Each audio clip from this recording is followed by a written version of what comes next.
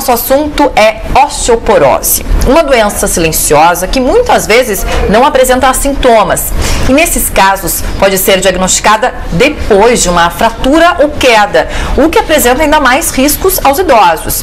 Por isso é muito importante a prevenção. E é sobre isso que a Semana da Prevenção da Osteoporose tenta alertar. Existem exames que podem ser feitos sim como uma forma de se prevenir da doença. E é sobre isso que eu converso agora com a endocrinologista Rosália Padovani. Olá, tudo bem? Boa tarde. Olá, Paula, tudo bem? Boa tarde a todos. É um prazer estar aqui novamente com vocês hoje. Prazer é nosso. Bom, doutora, eu vou começar perguntando para você exatamente sobre a prevenção. Existe algum exame que possa detectar que eu tenho osteoporose ou que eu posso vir a ter? Esse exame existe, a densitometria óssea. Ele não é recomendado para todo mundo, somente para mulheres acima de 65 anos e para homens acima de 70 anos ou pacientes acima de 50 anos que tenham algum fator de risco para osteoporose. Então, quais seriam os fatores de risco?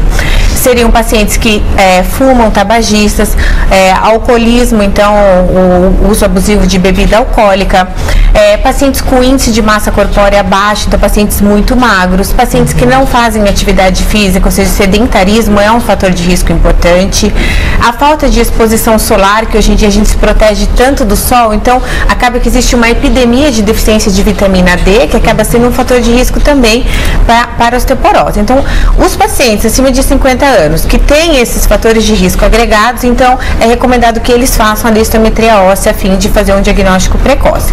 Além disso, todo mundo que tem uma história de fratura por fragilidade óssea, ou seja, uma queda da própria altura, por exemplo, pode ser que exista já uma osteoporose avançada, levando a uma fragilidade óssea, uma fratura. Então, esse paciente, independente da idade, é recomendado que ele faça um exame de densitometria óssea. Agora, para fazer esse exame, você tem que ir no médico e conseguir uma recomendação para realizar. Isso, e aí pedir uma avaliação, e óbvio, esse médico vai pedir um pedido de exame, e aí o paciente pode ir no laboratório fazer normalmente.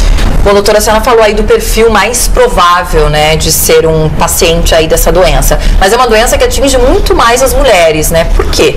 Sim, porque a osteoporose, o que é a osteoporose? Ela é uma condição que acomete os ossos e acaba diminuindo a massa óssea do paciente. E o que acontece na mulher? A mulher, quando ela entra na menopausa, ela acaba tendo uma queda do estrogênio.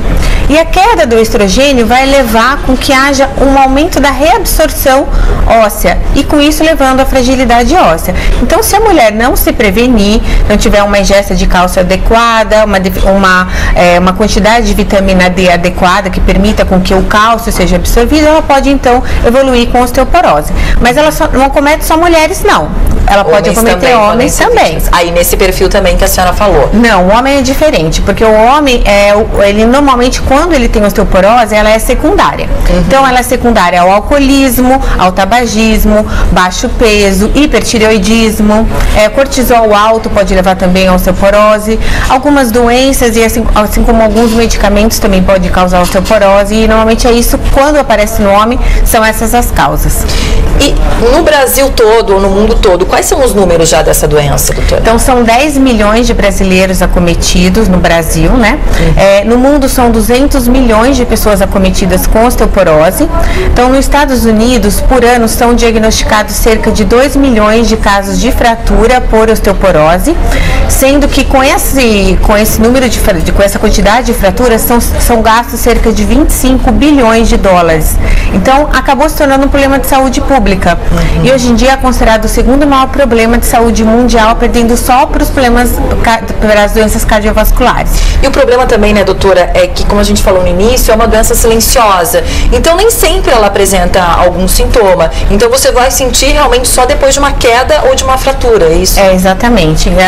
O paciente não sente nada, ele acaba descobrindo depois que ele tem uma fratura, então ele acaba procurando a ajuda médica e vai fazer o diagnóstico e ele está com osteoporose. As fraturas por osteoporose, normalmente elas acometem o punho, a vértebra, as costelas ou o colo do fêmur.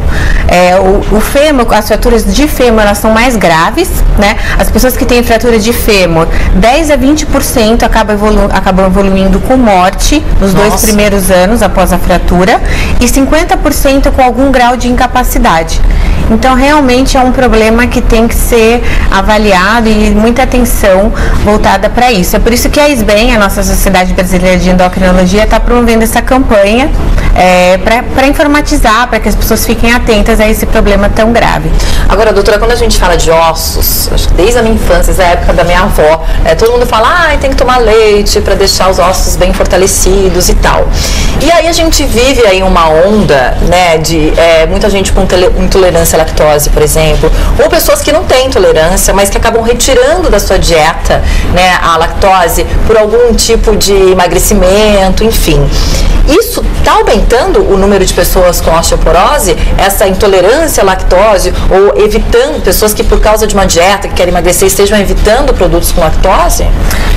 Isso realmente é um problema em relação à osteoporose. Mas, por exemplo, as pessoas que têm problema com o problema da lactose, elas podem usar, por exemplo, uma enzima para digerir, né? Podem substituir esse cálcio. Ou podem suplementar esse cálcio através de suplementos de carbonato de cálcio ou de citrato de cálcio, que podem fazer essa suplementação sem que a pessoa tenha que estar ingerindo o leite ou derivados. Para aquelas pessoas que não têm problema com leite nem com derivados, é recomendado a ingestão de 3 porções de leite por dia, o que significa mais ou menos 1.200 miligramas de cálcio por dia. E além disso, a vitamina D. Se a pessoa puder, obviamente, ter uma exposição solar diária, ou seja, entre 9 e 9h30 da manhã, tomar um pouquinho de sol sem protetor, né? Então seria interessante, mas se isso não for possível, ela também pode suplementar a vitamina D, tomando a vitamina D em doses diárias ou em doses semanais. E esse sem protetor é bom também a gente avisar que não são nos horários mais fortes. Das 10 para cima, de forma alguma, porque daí já começa a entrar outros problemas de pele, enfim, câncer de pele, etc. Bom, na verdade, uma vida saudável é a melhor prevenção, tanto da alimentação quanto ter atividade física. Mas tem alguma atividade, algum exercício que possa se fazer antes, por exemplo, para prevenir, que fortaleça os ossos, ou depois também para ajudar na recuperação? Então, especificamente para a osteoporose, são exercícios de impacto que ajudam na remodelação óssea. Então, o osso, ele é formado por células que absorvem o osso e por células que cimentam esse osso, então mantendo assim a densidade mineral óssea. Então, para que essas células elas fiquem em constante atividade, é importante que essa atividade física ela seja de impacto. Além disso, para as mulheres e para as mulheres e homens, para os mais idosos, é importante a atividade física com resistência. Para quê? Para aumentar o músculo, para aumentar o equilíbrio e para evitar também as quedas, né? Porque a queda é um problema para quem tem osteoporose. Agora, por exemplo, a gente estava vendo ali imagens dos idosos, né? Infelizmente é comum depois de uma idade, acaba realmente tendo algum tipo de queda dentro de casa, assim, algum cuidado, ou aqueles que moram sozinhos e tal. Como que depois dessa queda, a gente pode analisar se isso é uma consequência de osteoporose ou não? É uma queda da idade ou por outro problema? A avaliação de imagem é que vai mostrar se é uma fratura por fragilidade óssea ou se é uma fratura ocasionada por queda ou por um trauma. Então, o médico ele vai solicitar as imagens e com isso ele vai conseguir fazer o diagnóstico.